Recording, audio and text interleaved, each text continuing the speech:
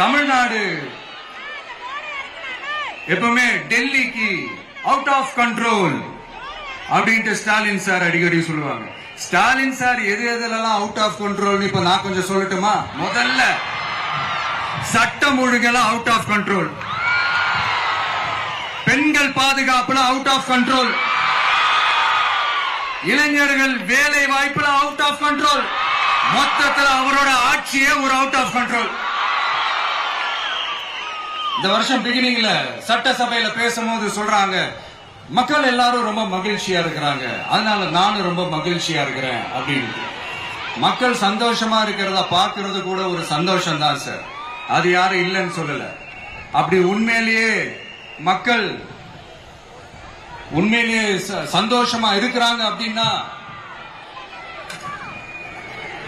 ஏன் சார் விவசாயிகள் போராட்டம் நடக்குது?